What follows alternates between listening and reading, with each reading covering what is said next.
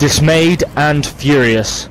That's how the German government has reacted to the killing of 2 of its nationals in Egypt on Friday.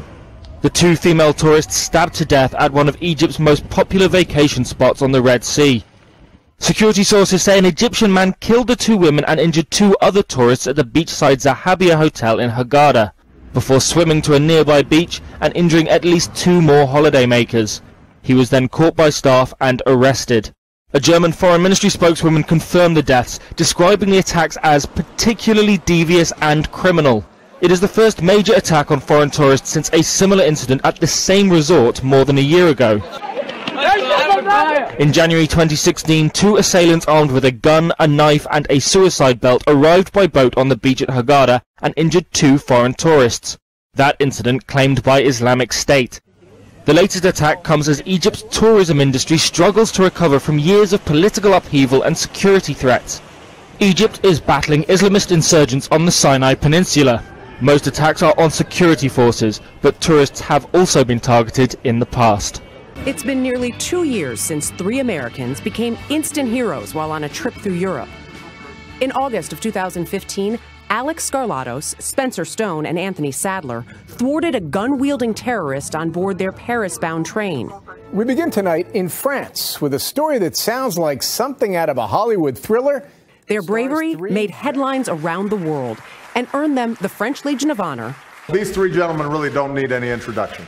A sit-down in the Oval Office, and a standing ovation at an NBA game. Skarlatos even landed a spot on Dancing with the Stars. Now, the 3 lifelong friends are going to become even more recognizable.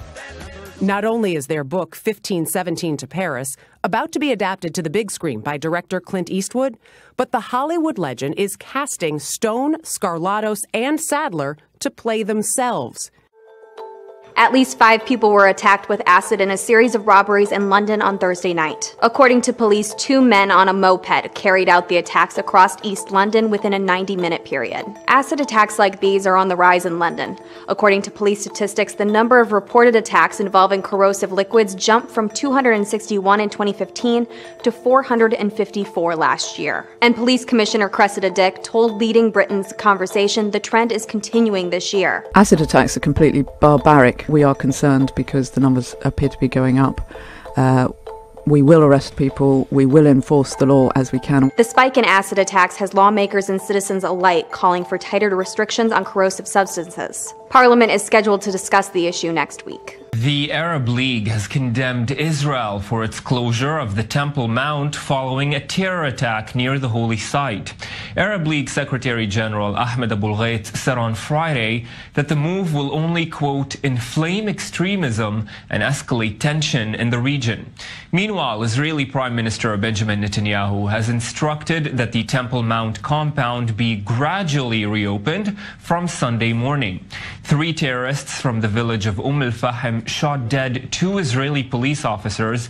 Hail Stawi, who was 30, and Kamil Shan'an, 22, were killed outside the Lion's Gate in the Old City. The terrorists were shot dead by police in the aftermath.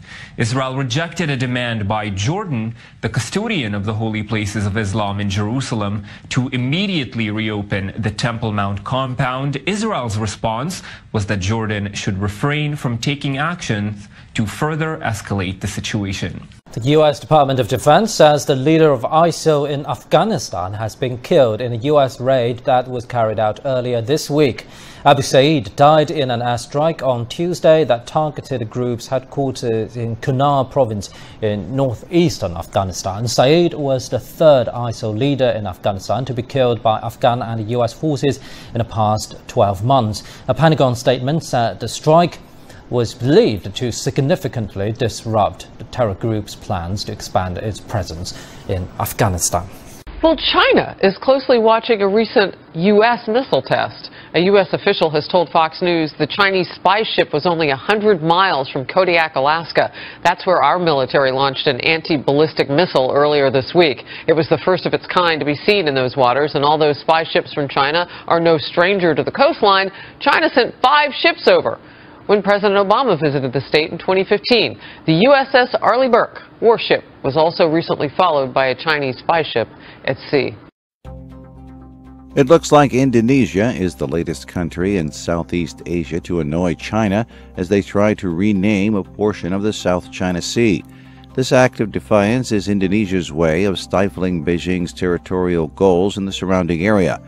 In a press conference held in Jakarta, Arif Havas Oegroseno, Indonesia's Deputy Minister for Marine Sovereignty, unveiled a new map showing the territory's new name, the North Natuna Sea. Oegroseno told state-run news platform Antara, "We need to continue updating the naming of the sea and report to the United Nations about the borders." It continued to say, "This system will allow the international community to know whose territory they pass through," he added.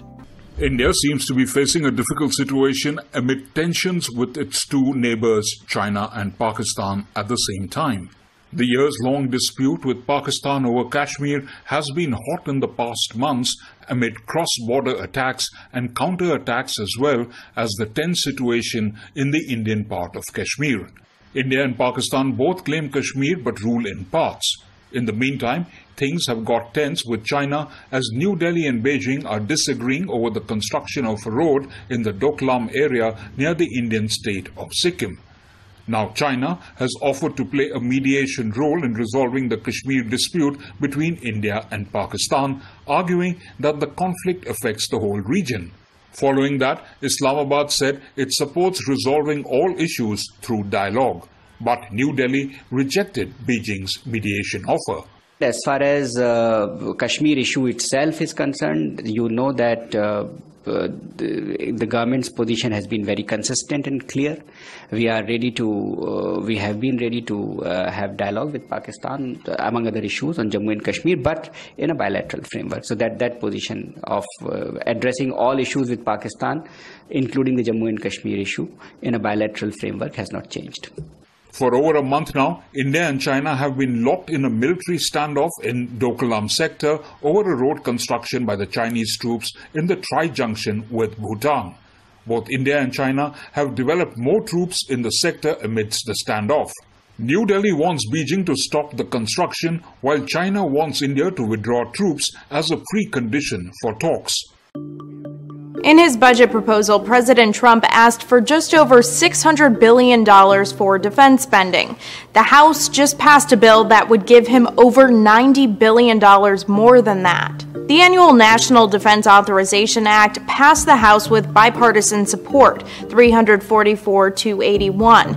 It would give the Pentagon $696 billion, up from last year's appropriation of $619 billion. That's around $70 billion over the limit Congress is technically allowed to give to the military. Lawmakers will need to override those budget caps if they want to pass the bill into law. The bill would add about 17,000 more troops to the U.S. Army and give soldiers a 2.4% pay raise. It would also add 5 new ships to the U.S. Navy, dozens of new planes to the U.S. Air Force, and provide 25% more funding for missile defense programs. The proposal would also fund a new branch of the military focused on outer space, despite reservations from Defense Secretary Jim Mattis. The Senate still has to vote on its version of the funding bill, which will have to be reconciled with the House bill before it heads to the president's desk. NATO naval exercise involving 8 of its members has begun in Bulgaria's Black Sea zone. The drill, entitled Breeze, includes 20 ships, 4 aircraft, 2 helicopters, 1 submarine, and about 1,700 troops. The Royal Navy's air defence destroyer, HMS Duncan, the Turkish frigate Yildirim, and the Bulgarian frigate Drazi are just 3 of the vessels taking part in the exercise. The primary aim of the 10-day drill is to improve interoperability and interaction during a maritime crisis response operation. The Bulgarian Navy started holding the Breeze drill in 1993 with the participation of 3 visiting warships. NATO's push into Eastern Europe involves more than tanks, planes, and bombs now. The alliance is now pushing a controversial brand of revisionist history. On July 11th, NATO's Twitter page published a trailer in support of a new film about Latvia's so-called Forest Brothers. The film glorifies the Baltic nations' guerrilla fighters for resisting the Soviet army despite overwhelming odds. But the film puts NATO in a historical pickle. The Forrest brothers were conscripted and armed by the Nazis during their invasion of the Soviet Union. NATO, an alliance formed in the wake of the defeat of Nazi Germany, is now glorifying those who fought side by side Hitler's Wehrmacht. Maria Zakharova, spokesperson for Russia's Ministry of Foreign Affairs, responded on Facebook. And how many of these Soviets were Latvians, citing the participation of Latvian citizens in the fight against the Nazis? This is not unusual for NATO. The alliance has kept bad faith with Russia and the Soviet Union's legacy of sacrifice in Eastern Europe following its collapse. Since 2014, NATO has conducted joint military operations in Ukraine while providing the Ukrainian government with military equipment and funds. A Ukrainian government which all but explicitly champions the legacy of Nazi collaborator Stepan Bandera. Zakharova asks, if today Bandera is a hero and the Forrest brothers are freedom fighters saving the Baltic nations, what can we expect tomorrow? Ukraine would be the crown jewel in NATO's crown if the nation were to join the alliance. Since 1999, nearly all of Eastern Europe has joined NATO. That's 13 countries, with Montenegro joining this past year. Meanwhile, NATO's Twitter account has become a fan page for the ever-expanding military operations conducted along or near Russia's border. I think we got along very, very well. We're a tremendously powerful nuclear power, and so are they. That's right. It doesn't make sense not to have some kind of a relation. A bill that many lawmakers hoped would send a message to President Donald Trump to keep a strong line against Russia hit a new snag in the House of Representatives on Friday. According to Reuters, Republicans proposed combining the Russia sanctions bill with sanctions on North Korea. The Russia sanctions bill passed the Senate on June 15th by a vote of 98-2, but it hasn't come up yet for a vote in the House. Initially, the chamber's Republican leaders said there was a technical problem with how the bill was written, but even after the Senate altered the bill to fix it, the measure still did not move. On Friday, House Majority Leader Kevin McCarthy said he wanted the North Korea sanctions added to the bill, but Democrats rejected the suggestion, calling it another tactic by Republicans supporting the Trump administration's objections to the bill. Representative Eliot Engel is the top Democrat on the House Foreign Affairs Committee. Engel said, "This isn't a serious proposal. It's the latest delaying tactic." Korea, since last September, seems to have added some plutonium to its stockpiles for nuclear weapons, though the amount isn't yet known. According to the U.S.-based website 38 North, which monitors the regime, thermal imagery shows that Pyongyang appears to have increased plutonium production at its main nuclear complex in Yongbyon from September through this June. The report said the radiochemical laboratory was operating on and off, and that there have been at least 2 reprocessing campaigns to produce an undetermined amount of plutonium. The report noted increased thermal activity at Yongbyon's uranium enrichment facility as well. A new poll has revealed that the majority of Americans now view North Korea as the greatest threat to U.S. national security, with Islamic State ranking second. It comes after Pyongyang recently tested an intercontinental ballistic missile. Iran is rejecting the unfounded accusations that U.S. President Donald Trump is throwing towards them. Trump said that there were new threats from rogue enemies like North Korea, Iran, and Syria, and the governments that finance and support them. A foreign ministry spokesman, Bahram Qasimi, said there is no reason for the policies and actions that Trump and allies in the region have taken. Senior Iranian officials have blamed U.S. allied Saudi Arabia for the instability in the region, but Saudi Arabia has denied any part in the conflict. And Cuban President Raul Castro says Donald Trump's hardline stance towards the country marks a setback in relations with the United States after ties were gradually restored in 2015. The remarks came after Trump in June, standing before a crowd of anti-Castro activists in Miami's Little Havana, announced tightened rules for Americans traveling to Cuba, banned ties with a military-run tourism firm, and reaffirmed the existing U.S. trade embargo. During a speech focusing on the need for joint economic priorities between the U.S. and Canada, Canada's Prime Minister, Justin Trudeau, made it known that his nation will not be moused out of voicing its own interest. We are also a country of 35 million people living next door to one roughly 10 times our size and the world's only superpower. My father, Prime Minister Pierre Trudeau, once compared this to sleeping next to an elephant.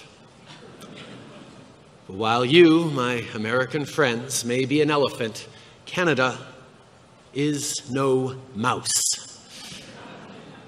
More like a moose. Strong and peaceable, but still massively outweighed. And so we need to work harder to make our points, to advocate for the interests of Canadian families in a way that will connect down here. Turkey's Prime Minister has said the government is prepared to extend the state of emergency for another 3 months. Since Turkey's current state of emergency will expire on July 19th, the government will demand the extension of the emergency state from Parliament next week. A National Security Council meeting will be held on July 17th to put forward an advisory decision for the extension. Turkey declared a state of emergency after the coup attempt last year.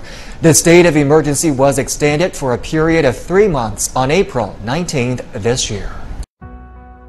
A court decision on President Donald Trump's travel ban has reopened a window for tens of thousands of refugees to enter the United States. The government is looking to quickly close it.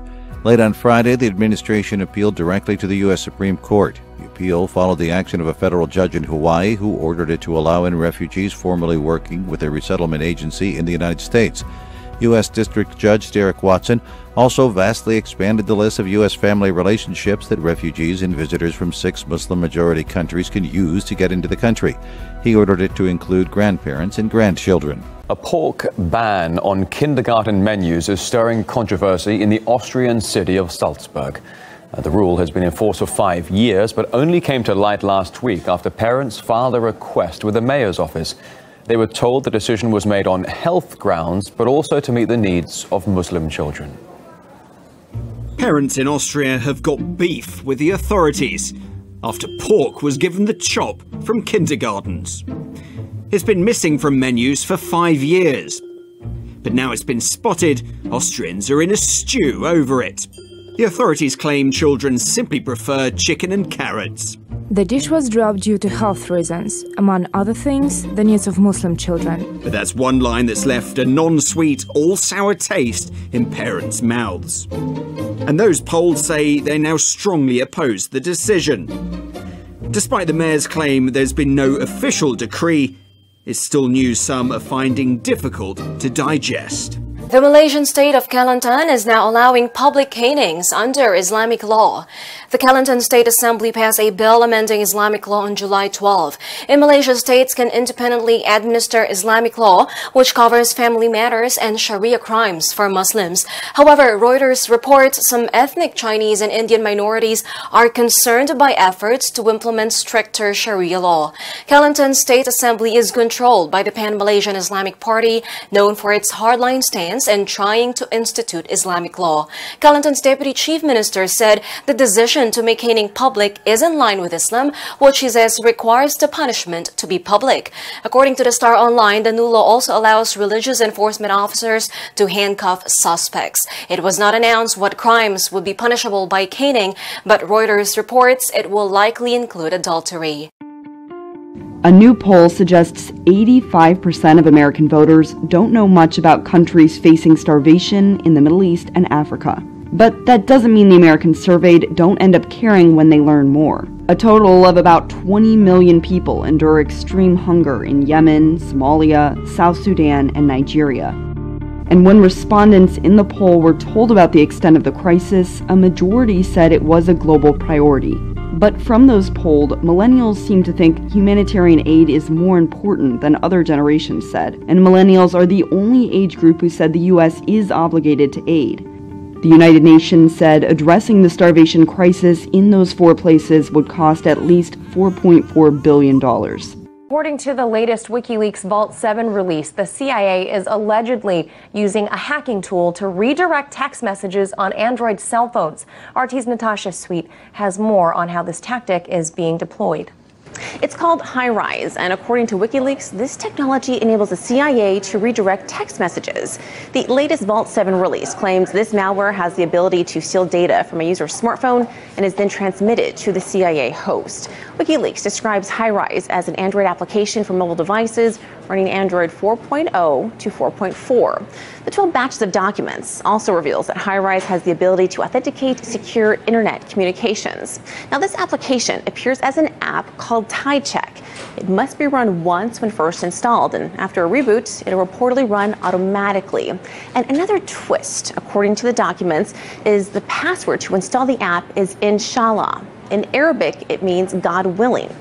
As you may recall, WikiLeaks has been releasing findings from Vault 7 since March.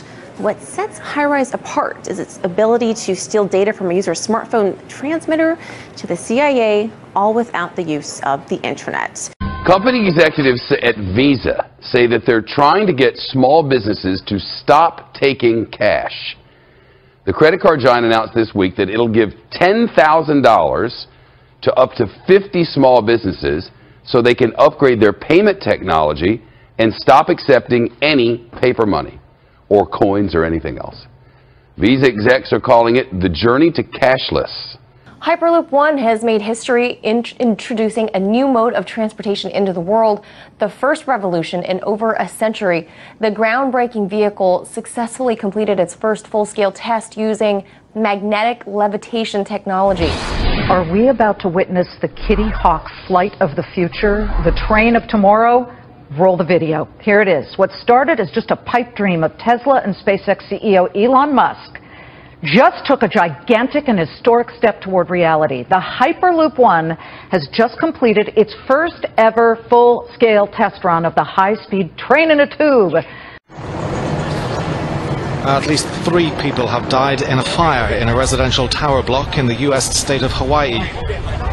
The blaze sends thick black smoke pouring out over the city a month to the day after a deadly tower block fire in London. Emergency workers said 5 people were taken to hospital with injuries and several others were treated at the scene.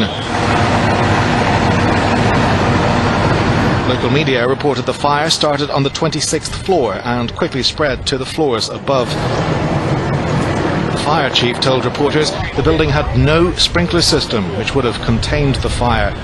In London, at least 80 people were killed when a fire gutted Grenfell Tower in June. That building also had no sprinkler system.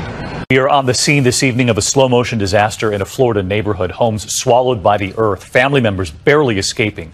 What began as a small hole opening up in a yard, then this home tearing apart and falling right into it. Tonight, nearly a dozen families already forced from their homes, and ABC's Victor Akendo from Florida. Tonight, that massive sinkhole outside Tampa, Florida, growing, swallowing 2 houses and threatening more. The family in this house getting out minutes before the ground gave way. It was so emotional. I started crying and everything. But we got the dogs out and we couldn't save anything else. Their home sinking into the mud. Everything's wrong. A little earlier, they were calling 911. There's a sinkhole right next to our neighbor's house, and it's literally eating the house, like, completely. Within minutes, it was crumbling. And you see how that sinkhole spread across the street, expanding to 225 feet wide and 50 feet deep. So far, 11 neighborhood families evacuated, grabbing what they could carry as the earth crumbled. You could just see in people's eyes the anxiety level. No. They're fearful. And unfortunately, we can't give clear answers because this is Mother Nature.